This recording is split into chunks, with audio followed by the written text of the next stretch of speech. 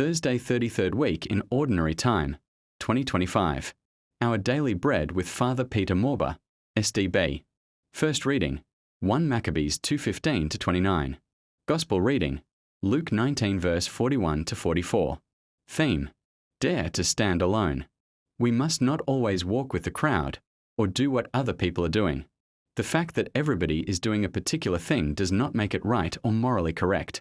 Therefore, sometimes we must stand alone or walk a lonely path because of what we believe and what our values are. In the first reading, we saw a heroic act of a man who challenged what is unjust and immoral, even when most of his countrymen chose the wrong path. However, Mattathias, his sons, and brothers stood out among other Jews.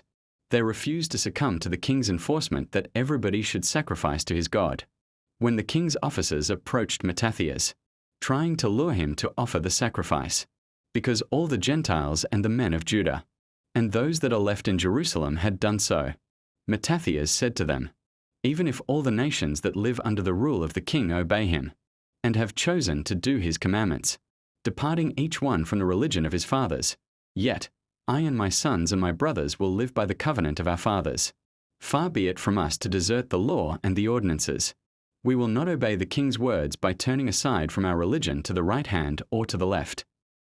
This was why Jesus said, "No one can serve two masters. Either you will hate the one and love the other, or you will be devoted to the one and despise the other. You cannot serve both God and money." Matthew 6:24. Mattathias, his sons, and brothers had made up their minds that they will never serve two masters. They chose the God of their fathers over and against a foreign God. The biggest challenge today is that many of us Christians are trying to worship so many gods. We are not faithful to the living God. We have our hands and legs to so many other gods and things that do not give glory to God.